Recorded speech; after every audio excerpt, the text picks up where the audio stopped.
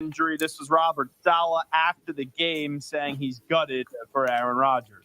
Personally, I don't hurt for me. I don't hurt for our locker room. I hurt for Aaron and how much he's invested in all of this. You know, my heart's with Aaron right now, and nowhere else. For our locker room, I hurt for Aaron. This isn't any regular heat. This is nuclear heat. Live from the 93.7 Ticket Studios in the heart of Lincoln, America, bringing you the latest from the Square Circle on 93.7 The Ticket and theticketfm.com. Here is your host, Jake Bakovic.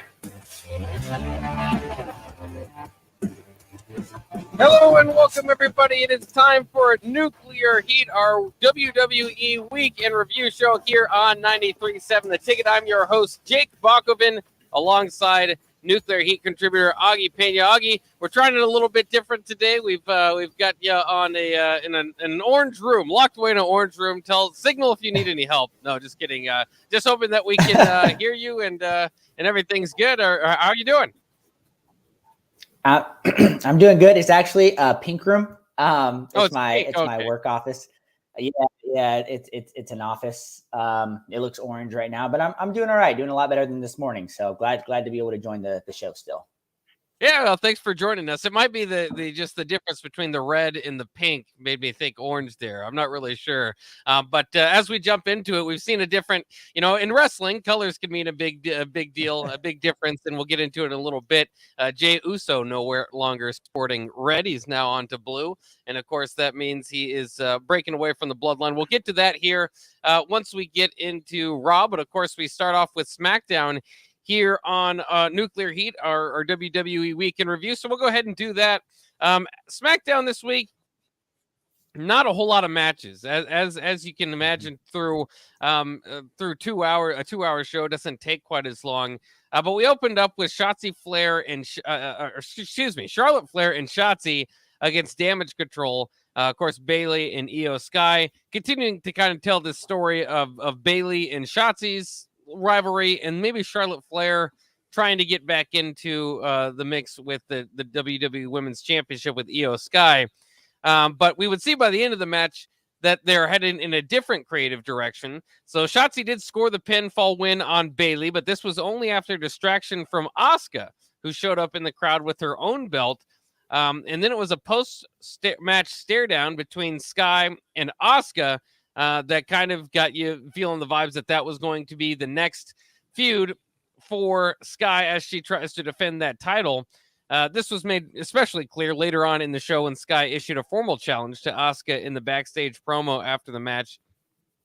But it was, I think it's a pretty good match. Kind of weird. Charlotte Flair's been on these tag teams here in the last couple of weeks, and I don't know necessarily what they do with her next. It's clear that Sky and Shotzi, Sky and Asuka are lined up for a battle. But do you think Shotzi and Bayley are done? This might have wrapped up their rivalry. Of course, Shotzi has kind of changed her look due to Bayley cutting her hair off, but I'm not sure. Maybe that ends the rivalry for now. It's weird though, because it feels like it's just a sudden end to what could have been a really great rivalry there. I do agree with you. I think it's at least put on hold for right now. I find it interesting that they have Charlotte feuding against Damage Control for so long, and then they bring Asuka in, and that's the direction they're going to go, and Charlotte's going to kind of go to the side there. Some weird creative decisions, but I think Asuka Sky is going to be a great match. Great series. Hopefully they don't just take the belt away from Sky right away and give it back to Asuka. That'd be unfortunate, but yeah, some weird creative decisions there. Yeah, no, I completely agree. It's like Asuka and Sky, we could have come to this conclusion a myriad of different ways. I don't think we needed Asuka to show up in what is a SmackDown tag team match that really doesn't mean all that much, I guess, in the long run. I think they could have built the heat a little bit more for this. I suppose you are dealing again with the language barrier between the two, so maybe it's kind of hard to have a singles match or singles feud kind of develop that way. Maybe that's kind of what they were thinking to set this up. But I mentioned this before, and I think it was before Sky even ever cashed in or even had the Money in the Bank, is when Asuka had the title and Sky came out and they kind of had this little back and forth, and it was all just to set up, all these other women to come out and say they were going to win Money in the Bank. But in any case, that time I felt like that was the time to pull on Ryan Asuka, because it just the crowd reaction was there, and it was kind of like, okay, a battle of these two Japanese women we'd love to see, kind of, who can ultimately end up on top. So it's kind of weird how we arrived now to where Sky's the champion, Asuka's the challenger. Of course, she's been champion several times before. As you mentioned, we haven't seen too much of a feud for Sky to get over. So hopefully this is just the beginning stage. I would think that eventually she wins this feud. But we'll see. WWE sometimes has their own ideas, and Asuka often wins titles without much fanfare, I suppose, to say, or just kind of comes back and she can jump in and be the champion anytime, and it's believable. Yeah, it's concerning to me though, because besides since Sky's had her title reign, she's won one match, and it was against Zelina Vega. She's been put in all these tag team matches, and her team has lost every single time. So how are the fans supposed to get behind her if she's constantly losing? I know she's not always the one taking the pin, but watching that, I was just like, again, and so now she's like on a 2-3 match losing streak going into this feud with Asuka. And I don't know if you hear it, but I know they pipe in a lot of noise, but I just didn't feel like the crowd was 100% behind it. Like you said, they missed their chance for it, and now, they're going to try to go with it, but I just don't feel like the fans are there. Yeah, we'll see. Again, it can be tough with the language barrier. We've seen how they've kind of went through that with Shinsuke and done a pretty good job of setting something up. But with two women that don't speak necessarily too great of English, I think it will be a challenge. But I think they can get the point across, and that's why I don't think it can be that really long of a feud. And maybe that's why they can't have Io Sky do the traditional like championship women's push singles. Yeah. Deal is because they kind of have Bayley leading and speaking for, and all that's understandable. It's just kind of frustrating with all of that it works out, because Io Sky is a really good wrestler. Now she's not very big, so sometimes the believability can be kind of tough, but she always has that move up top. I love how she'll step on her opponents, just the disrespect that she has as she makes her way to the top. So she is a fun champion, but often too, you have to remember with those Money in the Bank cash-ins, those usually are given to people who aren't necessarily on the level of champions, so that it can be a surprise, so that it can be, so that it can make sense that they fight through to get the Money in the Bank instead of just challenging directly for the title. So I could see a possibility of one way or the other, this devolving into a 4-way, or getting back into, having them kind of tell their story quickly, that is Asuka and Sky, and bringing Charlotte and maybe a Bianca back into it, because they're not really they haven't moved on to anything else.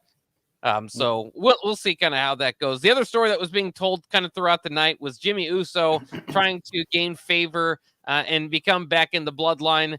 We hit on this briefly. I know this really strikes a chord with you. For me, I guess I kind of saw maybe this would happen all along. The storytelling's tough to be, kind of understand why Jimmy wants to be back in the bloodline. How is this storyline just overall? I knew you because when it was happening, you were saying, I hope they don't do this, and now they've done it. Yeah, it's so disappointing to me, because this bloodline storyline was on fire. They had Sami Zayn. I think it's when Sami Zayn, was there. But if you think back at it, it was really Jimmy that started the cracks.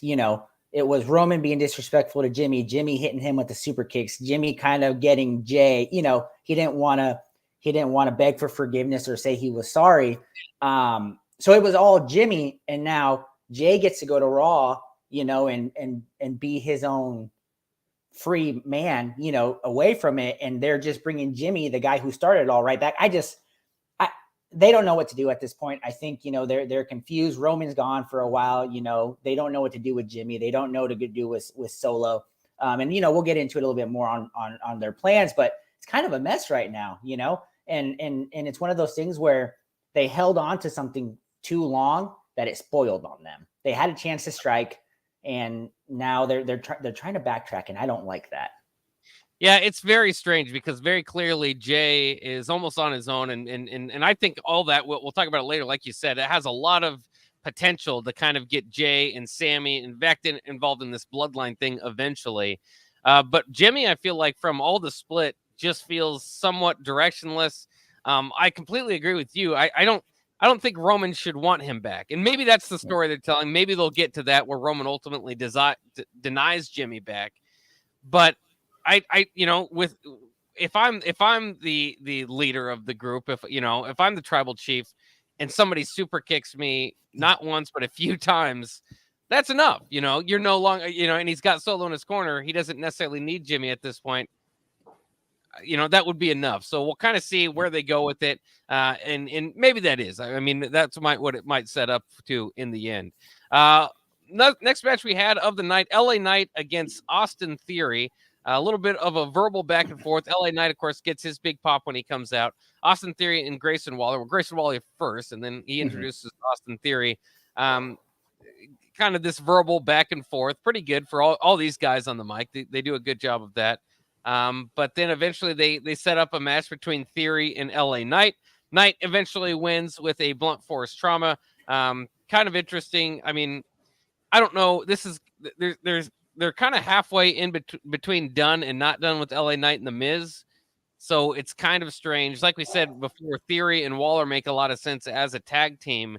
But this was just kind of one of the SmackDown matches that you set up quickly and then it kind of fades. Although I'm sure we'll see it again for some reason. Yeah. This is kind of a middling feud. I think this is just, just to put, LA Knight on TV, because he's so over, just to get a match there. And we've talked about it. Theory, they don't really have a direction. They're trying to pair him with Waller. I thought it was fine. It was a good match. Both guys can deliver. Waller being an addition on the commentary was fun. But it's just weird because, WWE keeps planting all these seeds. It's like when are things going to start to pay off? Like, is Grayson Waller going to eventually, get into a feud with LA Knight here soon? And I will hit it on later because I think LA Knight's in another segment. If I'm not mistaken there, because Friday was so long ago. That's right. But I thought it was a fine match, and I got to say this, the crowd loves LA Knight. So right now, just feed everybody to LA Knight that you can. And Austin Theory has no direction right now. So, they got them both on the card. It is kind of weird to have Theory who, he lost matches when he was the U.S. title, but he'd always kind of find a way to, eventually regain the title. But he's kind of there. He's being fed to people now, which is just kind of a change in direction for him. So it's weird because I usually am used to seeing him and thinking, okay, well, he's, it's tough for him to get a loss. Or he can't, afford a loss here. And now he's in the category of, just kind of being fed. You mentioned it. We'll go ahead and just go ahead and talk about it right now. Knight eventually interrupted Paul Heyman, who was talking business with Adam Pearce backstage, and asked for another match with The Miz, which I'm done with. It's very obvious. Like you said, they're just kind of feeding people tonight right now, but there's no way The Miz wins that one. And if he does, again, then you're getting to the point of a feud that we like, how you could burn us out on LA Knight, which is almost impossible to do right now. So, I hope that's the end of that. And they waste a little bit of time on Raw, kind of setting up The Miz for it again. But in any case, Knight interrupted Paul Heyman. Paul Heyman said that he respected LA Knight, but he told Heyman told him make sure he knocks next time because he interrupted his meeting with Adam Pearce, which was interesting. LA Knight said but it was. It was maybe in a different tone than what you would expect. So it was kind of interesting because for a second you're kind of thinking, okay, LA Knight, a Heyman guy eventually, of course, or something like that, or some sort of, mix up with the bloodline. And that's kind of where you leave off. Any chance for LA Knight to maybe take Cody's spot at WrestleMania and take on Roman Reigns? Or do you think he might be on the other, in a different feud at that time? I would love it. Because I think the fans would love LA Knight, but I think the WWE is dead set on it being Cody Rhodes at this point. But I'd say there's about a 30% chance, that LA Knight sneaks into this. This interaction, I believe, leaves, it leaves some big speculations, on where they'll go next. And I love it. I was kind of geeking out about it. I'm not going to lie. I was like, all right, get LA Knight into this title picture. Once he beats The Miz, let's go. Because this is what everybody's been asking for, that LA Knight's so over. He's been over for half a year now. Just, pull the trigger. Even if he doesn't win it, just get him in that title picture against Roman. I think that'd be fun. Well, and I think, too, a few things that you said there is, one, I think under Triple H, the Triple H era, they've done a lot better job of kind of mixing it all together and planting those seeds, whether they come to fruition or not. It feels more like the Attitude Era. When the Attitude Era, two guys could be in a feud, but they'd also kind of mix it up with some of the other guys throughout the show. And they kind of went away with that. They were, so feud focused for the longest time that, they wouldn't interact with each other. And now it's just kind of, there feels like it's just kind of more open, like the locker room. These guys couldn't happen to run into each other backstage, and egos would collide at times there. So I definitely like that. Of course, if we're looking for WrestleMania and booking that down the line, I think Cody and Roman's the odds-on favorites. And if Cody loses again, people will riot. We've mentioned before, I don't get the Cody thing quite as much. I mean, I like him as much as I did when he was the whole time he's been here. But he's so over right now. It's crazy. The crowds go wild for him. So it's one of those things where I don't necessarily get it, but I don't have to get it because I can see the crowd reaction and they absolutely love him. Interesting. I think they've got to get him kind of on something too, though, because he just kind of comes out to the crowd once in a while, or once in a while mixes it up with Judgment Day just to be a good guy. But I'm interested to see what his next feud will be as well. Let's go ahead and move on. We mentioned Judgment Day. The third match of the night was Butch and Ridge Holland against Damian Priest and Finn Balor, of course, who can go to any, Raw and SmackDown as they have the unified titles. Priest and Balor, as you would expect, would get the win, but it was actually fairly decisively and quickly, fair as well. No Dom or anything kind of mixing up in this one. I guess what they did here, though, instead was kind of set up future feud, I suppose, with Butch and Ridge Holland for Pretty Deadly, who was backstage and the cameras panned to them kind of watching what was going on there. If you remember, Elton Prince was injured against Ridge Holland and Butch, and it's Ridge. Ridge has injured a few people, which is kind of interesting to pay attention to moving forward. But it looks like they're going to use that for a feud with them. And then, interestingly, for the SmackDown feud for Judgment Day, which is, again, we can go to Raw and Judgment Day is just taking over WWE. But I almost forgot about this as I was kind of looking over my notes and we moved on to Raw last night, is that Bobby Lashley and the Street Profits hit the ring and warned Judgment Day that it would be them that dominate, not Judgment Day. And Bobby Lashley even also taking a shot at Bloodline, as we're saying, kind of things crossing over a little bit more. He said the Bloodline is crumbling, but it's not Judgment Day that's going to be taking over. It's going to be us. So I'll lead off with this question. Did you forget that this happened like I did? Because Judgment Day was on Raw and there was no thought of Bobby Lashley or the Street Profits. 100%. It's a SmackDown feud, I would say. Because the Judgment Day is everywhere. Who are Finn and Damian not feuding with? It feels like there's just a million storylines with them. I forgot all about it, until I was doing the recap as well. And I'm just like, oh yeah, that happened. But that could be so good. It's just, I fear it's going to kind of be, it's either gotta, it's either going to fall behind because of everything else the Judgment Day is doing. And, if they bring the Bloodline into it for like a Survivor Series type of thing, or they got to make them like the main events, for SmackDown to get people really invested. Cause I think the Street Profits and Bobby Lashley, they can hit fire. Those are three amazing performers against, Damian and Finn. So. Yeah. And I don't know exactly how they're going to do this because the idea of Bobby Lashley and the Street Profits is great. But right now you already have two dominant factions in WWE. So who do they feud against? And if it is, Judgment Day, who you've just give the belts to, I think the belts, and maybe we saw this later, are kind of moving us past the Judgment Day main event, losing every weekend, type of thing. And to actually have to respect them, you have to have your champions win a majority of the time. And certainly that could be a big win for Bobby Lashley and the Street Profits. But one, I'm interested in how they're going to pair them. Is Bobby Lashley kind of a coach here? Are they going to mix, between Dawkins and Ford and Lashley? Or, just kind of how is this trio going to end up fighting when they do start fighting? And then I at least assumed, and maybe this is just a teaser for that, is that they would feed some of the other tag teams before they really build up a collision before Bobby Lashley and the Street Profits face one of the two dominant heel factions right now. Yeah, and I agree with that. It's interesting, and we can kind of fantasy book it, I guess, in a way to see how to go. But the way I look at it is I think Bobby Lashley's going to probably be an MVP before he got hurt. Because before he got hurt, he was always interfering with matches and things like that.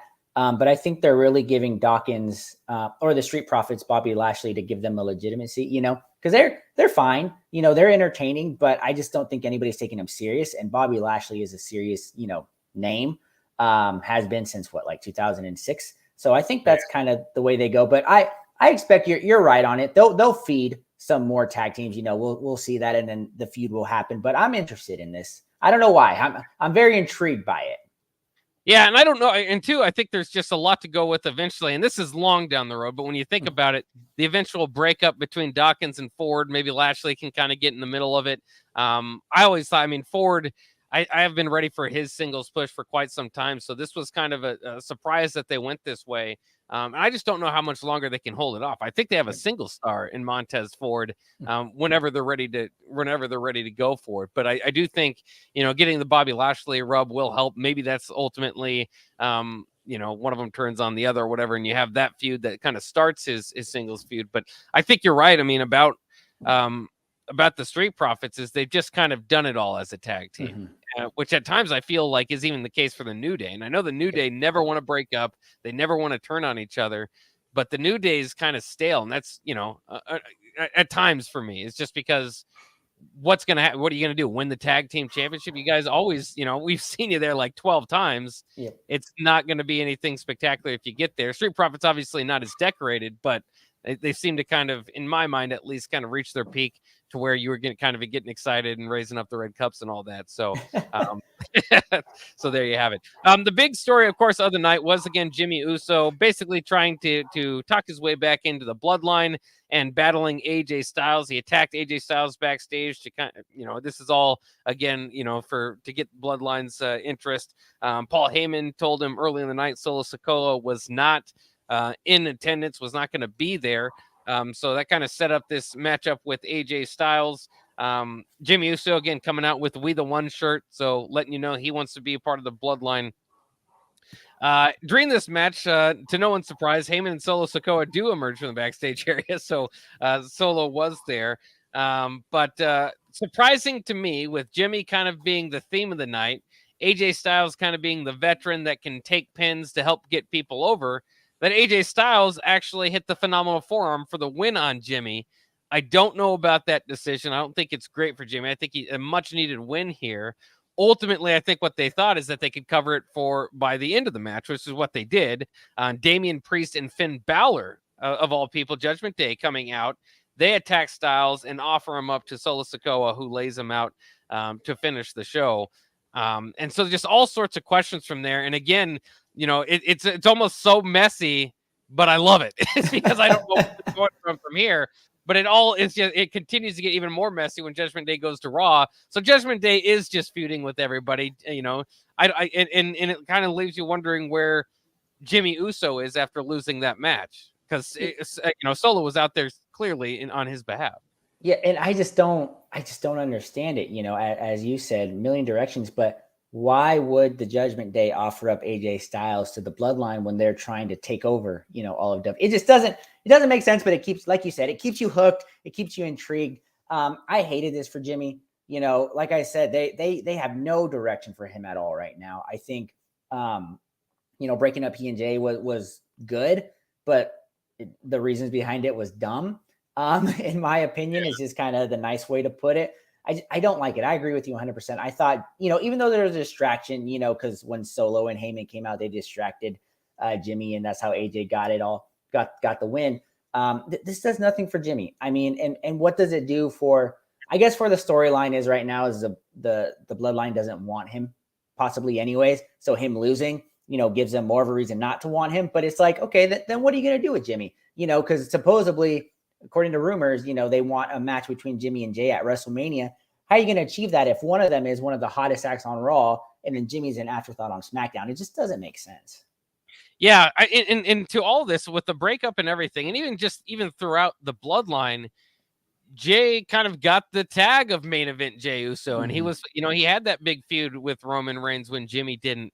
And Jimmy, always the Usos are one of the best tag teams of all time. So you've got that, but as a singles guy, just never he needs an oomph. Mm-hmm. And his oomph that they're giving him right now is that he wants to go back into the bloodline. And it's just not there. He's not credible. To beat AJ Styles would have been perfect to kind of say, hey, look at this guy as a single star can beat a former champion, one of our top stars. Instead, they go the other direction, which again, I think might be setting up Roman to kind of, it might just extend the story where Roman tells him he has to win this match or whatever to gain their respect back. But I'm just the way that I'm reading it, the way that I'm seeing it is they tried to kind of basically set SmackDown up around Jimmy and Jay and Raw around Jay, and it worked for Raw and it worked for Jay, and it didn't really work for Jimmy. I'm just kind of, at the beginning of it, they were going to need something and they didn't deliver.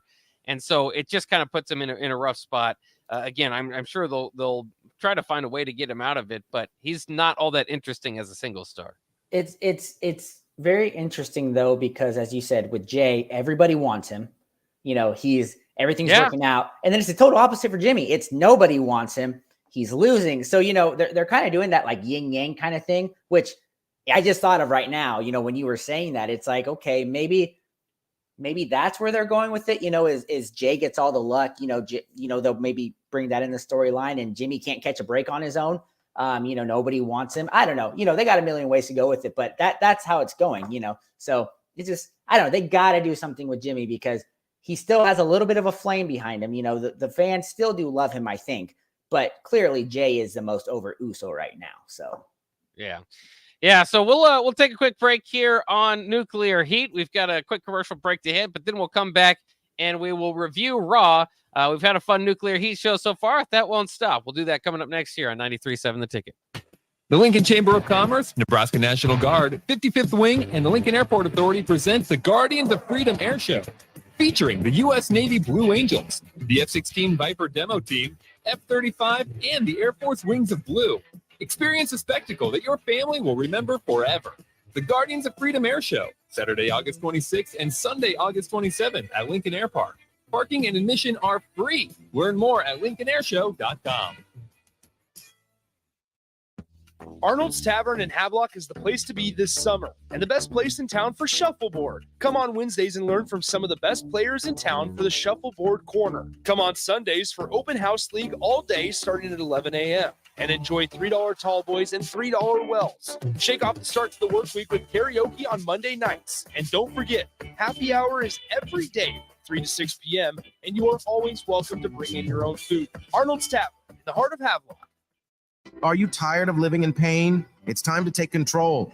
At Prairie Orthopedic and Plastic Surgery, we're your one-stop shop for expert care in Lincoln. From broken bones to complex reconstruction, our skilled team will help you get back on track. Visit prairieortho.com today and discover why we're the trusted choice for thousands of patients. Don't let pain hold you back. Take the first step towards a better, pain-free life with Prairie Orthopedic and Plastic Surgery, where healing begins. Call 402-489-4700. Warning, this ad will use the F word often, so listen at your own risk. Family fun, fun with friends, freedom from fuel, free Yeti cooler, free driveway delivery. Hey, this is Carl from Nebraska Golf Carts and Priced Right Auto, and we have the all-electric Bentelli Fun Carts, and they are a blast. Plenty of fun colors, and these street-legal cars come in both 4 and 6 passenger. Tell us you heard us on the ticket and get a free Yeti cooler with your purchase. Hurry, supply is limited. Check them out at 1235 West O in Lincoln or NebraskaGolfCarts.com.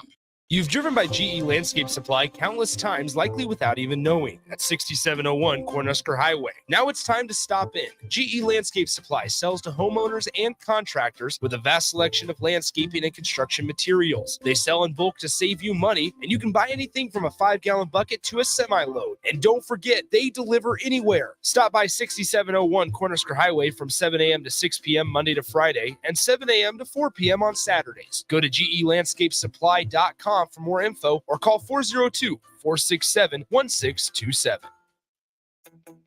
It's less than 1 month until the Guardians of Freedom Air Show comes to Lincoln's Air Park on August 26th and 27th. The show can't happen without the efforts of volunteers, and they need your help. This is a great opportunity to raise money for civic clubs, student organizations, club sports, and others who want to be close to the high-flying action. For more details on how to volunteer at the Guardians of Freedom Air Show, visit LincolnAirShow.com.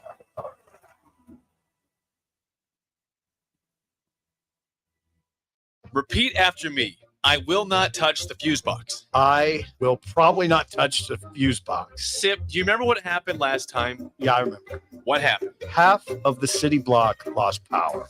And? My chicken condo went haywire. That's right. The chickens ran wild. So what do we do instead? Call Joe at Ambition Electric and let him handle everything. Look, saved on speed dial. Ambition Electric, 402-217-3415 or online at ambitionelectric.com.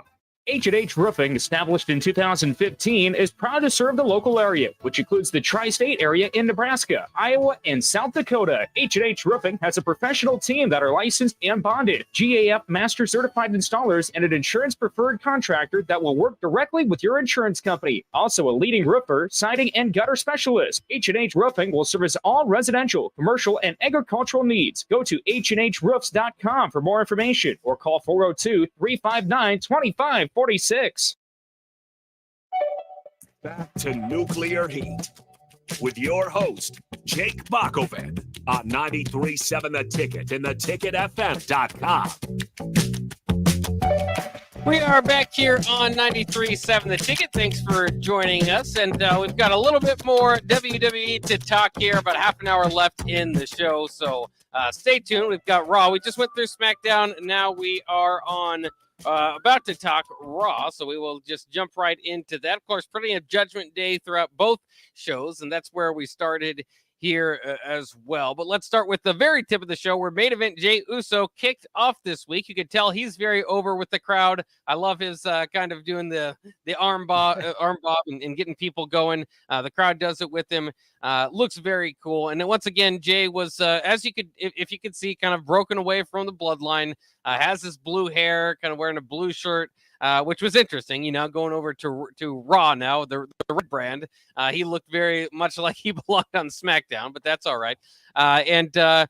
So he kind of got it going. And then what was very cool, I thought, to start the show, because we saw Sami Zayn embrace him the previous week, is KO's music hit. So before we really got into a match, KO walking down to the ring, we didn't know exactly what was going to happen there. Ultimately, KO told Jey that he's got a long way to prove that he's changed and that he can be trusted.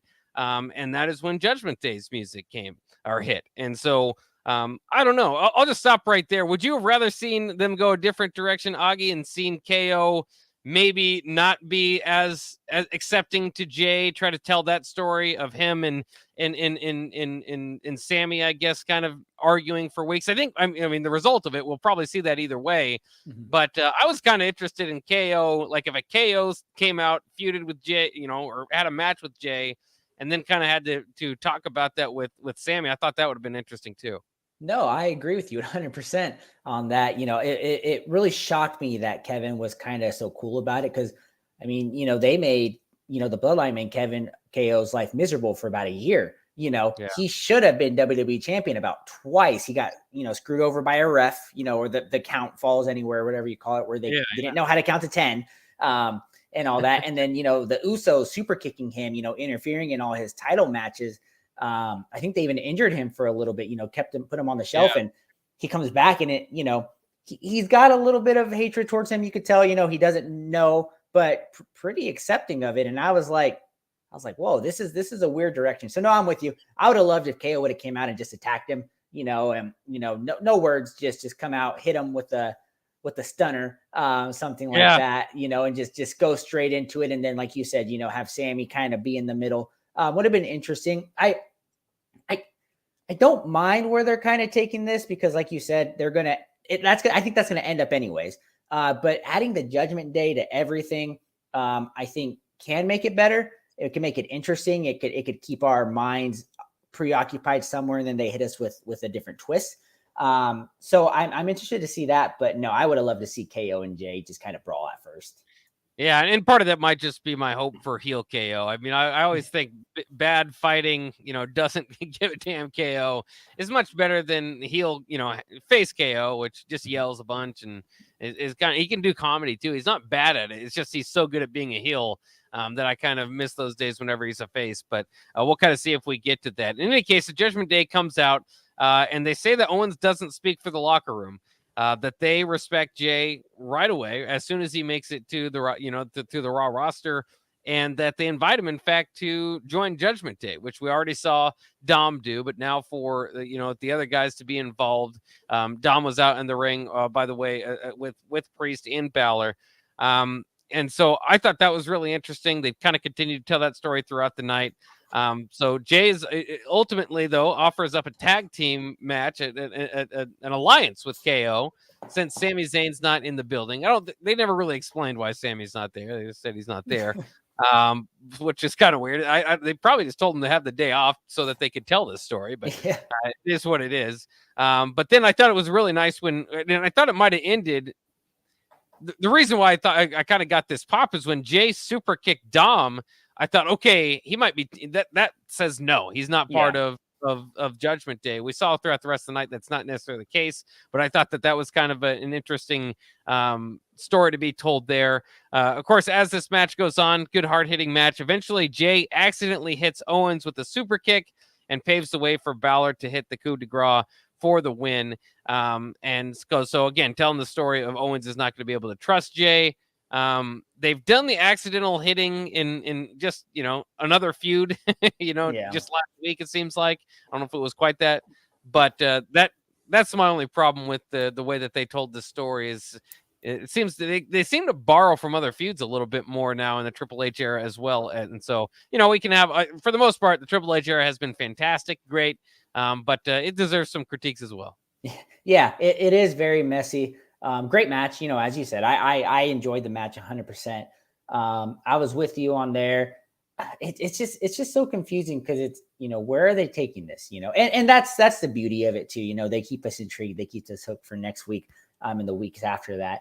I kind of saw this coming, I saw KO getting super kicked. I kind of knew that's the direction they were going to take it.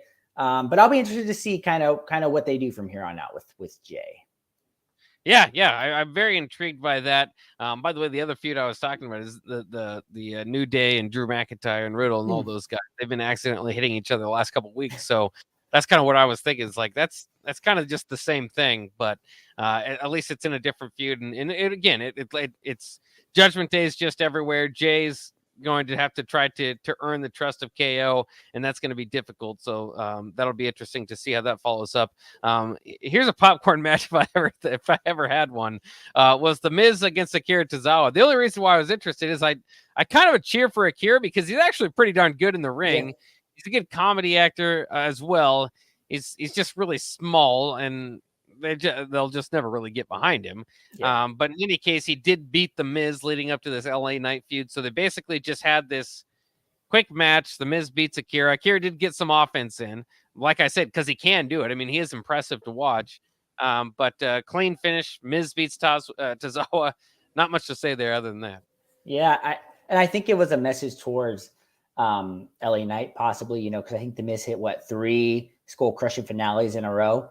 Kind of went full heel on him, to kind of show he's a threat. Because I think 2 weeks ago, Akira actually beat The Miz in a match, right, in front of LA Knight. So this is popcorn match, as you said. I agree with it, but I think it has a purpose of trying to bring that feud that you wish would end in The Miz and LA Knight, their next match there. But it wasn't a horrible match. It just you don't expect to see Akira Tozawa win anymore on Monday Night Raw. So. Yeah. So they're basically just feeding him to the Miz, but yeah, that's fine. The Miz, the Miz actually really needs some wins too. If you actually look at his like his actual matches that he's won this year, I think this is maybe his second. I mean, because he gets fed to everybody, but he's always credible because of how well he can speak, and of course of his past of being a Grand Slam champion and just a world champion and all that.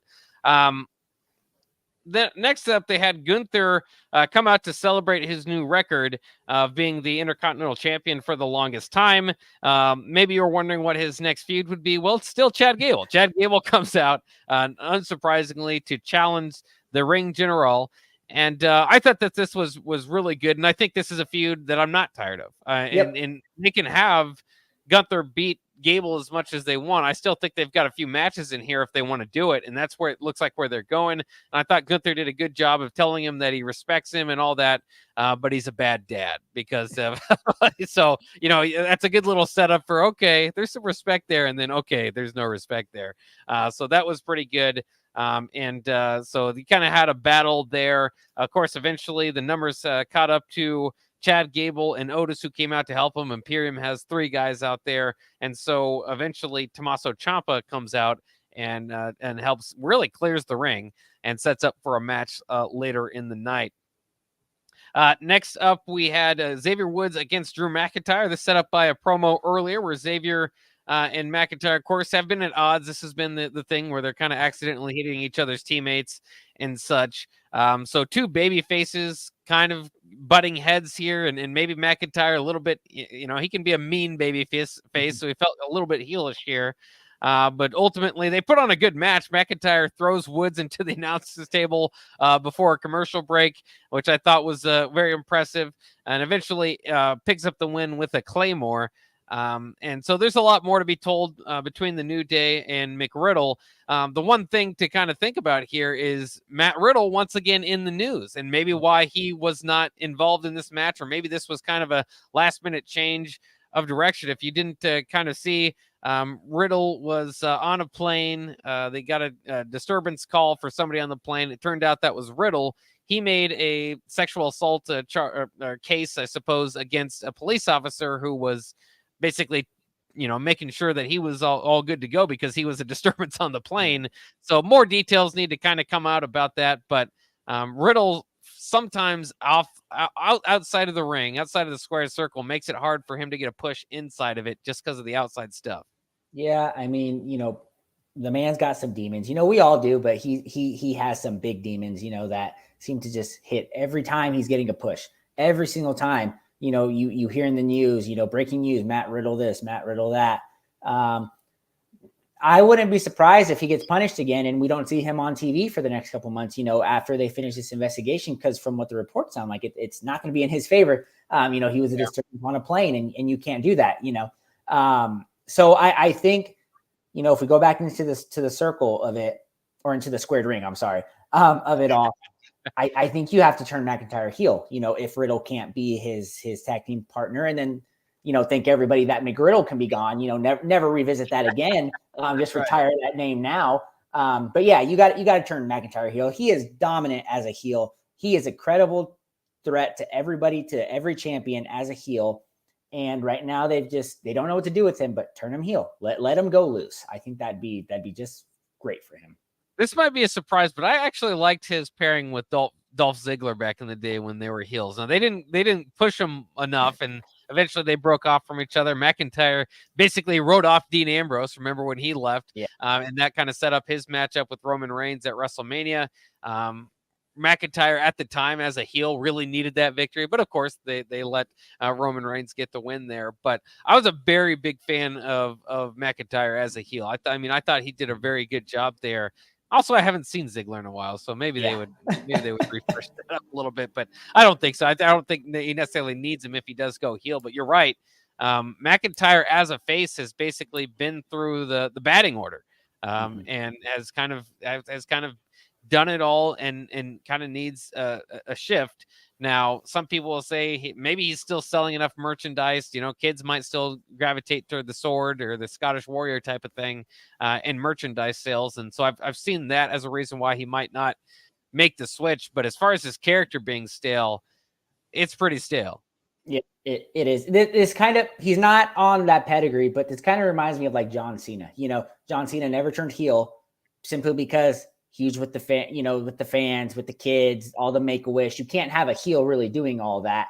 But man, I would have loved to see a heel John Cena. I think that would have been amazing because remember his Thugonomics day, Doctor of Thugonomics and all that. Drew McIntyre, I mean, has that ability. He's a beast. He's 6'6". He's just built like a tank. He's got that deep Scottish accent. He's the Dolph Lundgren, to the Rocky movies and all that stuff. So in the WWE, and I mean, it's gold, but I don't know. We'll see. I'm not a writer, so I can't, I can only wish for things. So here's the question. If he does go heel, does he have to get rid of the sword? Because heel can't have a sword and not use it, I don't think. Yeah. If he keeps it, he uses it on Seth Rollins. That would be, I don't know how they do that, but it's something like that. In the middle of the ring. No, I don't know. That sword's always interesting because there's not much you can. I mean, they did when he first brought it out. He'd swing it at people and they'd dive left and right, and you just kind of go. That's never a liver. You can't have him stab somebody. Didn't he accidentally hit it against something and the sword either broke or bent really bad? And it was everybody's like, oh, so it's not a real sword. It's like, well, yeah, they're not going to have a 6'6" Scottish man, walking down with a real sword towards people. Someone might get stabbed in the eye, and then that's just not good for business at all. So, yeah, that's an accident waiting to happen. So I think one way or the other to get that sword out of there will probably help. But again, I'm sure it's good for action figure sales. That's probably pretty cool. But you can't actually use a sword in wrestling. All right, we'll take a quick break. We've got a little bit more to talk about, including the women's tag team, Rollins promo, Rhea Ripley and Raquel Rodriguez in a surprise return to round out Raw. We'll do all that coming up next year on 93.7 The Ticket after this quick break. Hey, moms and dads, bring the whole crew to a Salt Dogs baseball game and unleash the fun. Visit Haymarket Park all summer for fireworks Fridays, souvenir Saturdays, Sunday family fun days, and more. With 50 home games, even weekdays can be unforgettable. Planning an event? Make it a home run with group discounts. When you need an outing the whole family will enjoy, unleash the fun with the Salt Dogs. Call 402-474-2255 or visit saltdogs.com for tickets. To Nuclear Heat with your host, Jake Bakovic on 93.7 The Ticket and theticketfm.com. All right, we are back here on Nuclear Heat. Thanks for joining us as we round up our WWE Weekend Review with our second segment of Raw. And excited to do so because I thought that Raw ended up very well. One of my favorite competitors returned. I saw you shaking your head. So I'll be interested to kind of see, Augie, what your thoughts were on the return. But we'll get to that in a second. First, we got to get to the rest of Raw. Chelsea Green against Shayna Baszler was set up from earlier in the night. Chelsea Green was looking for another tag team partner and, in fact, approached Baszler about it, saying, hey, you know what? We have a lot in like. And Baszler didn't necessarily like that to begin with. So they set up a match. And behind Chelsea Green throughout that promo was Piper Niven. So she returned, took the belt. Didn't make me like Piper Niven anymore because she didn't earn that belt. And so I was kind of wondering where they were going with that. But in any case, they end up having this match here at this point in the show. Chelsea Green and Baszler. Baszler wins. No surprise there. Again, Chelsea Green, great at putting up a good fight. And also playing the Karen and the whole character that she has. I just think she's fantastic. In any case, Baszler wins, and Stark actually comes out to protect Baszler from Piper Niven, who jumped in the ring as soon as Baszler got the win to start beating on Baszler. So you've got Stark and Baszler teaming up, which I think is going to be great. And again, we said this last week. I'll say it again. I hope that they kind of have them just kind of overtake the women's tag team division, although there's not much of a division, create it and have them just get these wins, because I think that that's what they should have done with Baszler and Ronda when they had the opportunity. Now you've got another opportunity to do that and really kind of put Stark over and give her another next step. And I know a lot of us didn't like how long her team up and fight in her previous feud was, but I do think that it was a good way to kind of bring her into the company. I think this is another good way of moving it forward. And unfortunately for Chelsea Green, I don't know if she's going to be a tag team champion much longer, because I would think that if this is the way they're going, you have to give Baszler and Stark the belts, because Green, as fun as she is, like we said before, Piper Niven didn't even earn the belt. So you're kind of stuck in no man's land there. And also they're not, I mean, they're fun, but they're not credible as like a dominant team. Yep. I agree. Zoe and Shayna should not lose for a while. They should just pretty much, I'd be fine if like in a week or two, they take the belts away. Cause I love Chelsea Green, but I'm tired of seeing Piper Niven with her. I don't think that's working. And I think the WWE is kind of showing that it's not working, and they're not going to go with that. But I do feel bad, because I feel like once Chelsea Green loses the title, she's just going to fall back into probably not even being on TV. And she's been really fun to watch. And I love how the announcer says her name and all that stuff. It's just a lot of fun around her. But man, Shayna and Zoe, they can be brutal. And maybe you have Chelsea Green, when she loses, be their manager, be kind of their talking voice. Cause we discussed this. Shayna and Zoe, not great talkers on the mic. Chelsea Green, she can do it, find a way for her. Cause I think she's over, Chelsea Green is over with the fans as a heel. It's fun. If we're two grown men entertained by it, I know everybody else in the stands is, so she's done a really good job with it. So, but yeah, no, 100% Shayna, Zoe, champions, have it for a while, reestablish them, make them credible again. So, yeah. Well, I think it's unfortunate for Chelsea Green, but I do think that she is over, and there's so many different ways. I mean, you could throw her into any feud, anything, and she's just interesting. She'll make it. I think she'll make it work. So hopefully, there's a lot to do with her there. So hopefully creative doesn't run out of ideas at that point. Let's go into the Rollins promo. He basically comes out of, again, challenges Shinsuke. Shinsuke is on screen beating up Ricochet backstage, and so he's not ready to take on the challenge. Kind of weird, because we're never getting necessarily an answer why Shinsuke doesn't accept world championship matches, which is everything you ask for as a wrestler.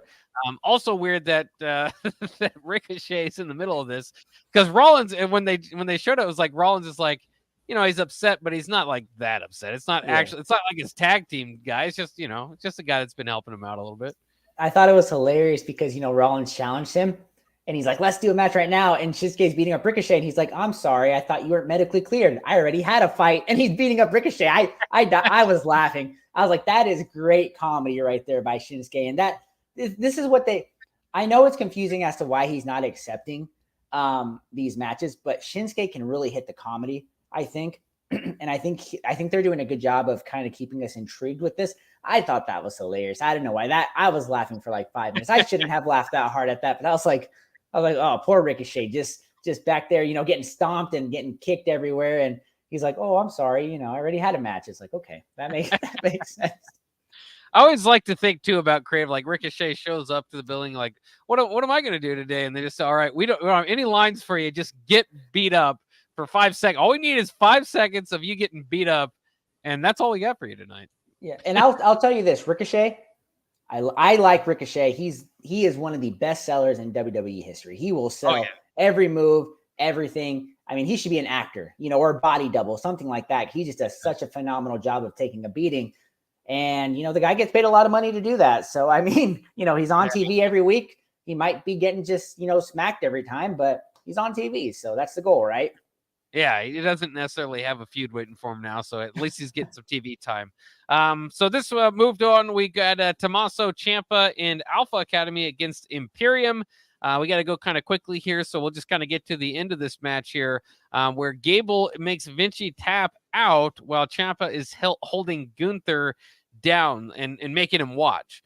So that was pretty good. A good match altogether, and I'm sure not the last that we'll see of all of them. Interesting, because I don't know how much Ciampa, is this just kind of a body because they needed somebody else to make the numbers work, or if he's got a future with the Alpha Academy at all. But again, this is clearly just setting up another Chad Gable match with the leader of Imperium, Gunther. So can't wait for it. And I thought it was a good storytelling. No, I agree. And poor Vinci, he took the pin again. So, his time is up, but I'm predicting Chad Gable within the next month is going to take that title away from Gunther. That's what's going to happen. So I could see it. I could definitely see it. Then we had the women's championship match between Rhea Ripley and Raquel Rodriguez. Good hard-hitting match throughout it. Rhea eventually gets the win because Nia Jax returns and distracts Rodriguez. So you're kind of thinking maybe there's something there as far as Jax and Ripley. But as soon as Jax hits the ring, she hits the Eradicator as well, headbutts her, and didn't necessarily, in my mind, at least as far as I remember, like hold up the belt or anything saying that she's going for the belt. So kind of interesting. I don't know where they're going with it, but Nia Jax, I always think that she's basically a much better version of Piper Niven. Piper Niven is just kind of the body that you can see thrown around people, one of the biggest women in on the roster. But to me, Nia Jax just does a much better job. She's a little bit bigger, I think, but just does a much better job of showing that off. And she's an immediate threat to anybody on the roster. Mm-hmm. And I thought it was very confusing because she wore purple and black when she did all of this. I'm not a Nia Jax fan. She's credible, because she's in no disrespect, she's just bigger, so that makes her a threat to everybody. So I think her matches with Rhea can be great, but at the same time, she doesn't deliver great matches. She's a botch waiting to happen. She's an injury to someone else waiting to happen. I know she's well liked behind stage, backstage. I know she's well respected, but man, is Rhea going to survive this? Is she going to get hurt from this? Because everybody that faces Nia Jax gets hurt. And I would have enjoyed this a little bit more without the interference. I think if Rhea, I think we need to see Rhea win by herself, which she hasn't done since she's been champion. It would have been nice for her to beat Raquel by herself and then, kind of have Nia come in after and attack her that way. Because it didn't make sense for Nia to help, Rhea like that and then just attack her afterwards. So. Yeah, I mean, maybe they're telling the story that Nia wants to go for the title and wants to make sure. I mean, but at that point, sometimes it doesn't make a whole lot of sense because why would she care who has the title?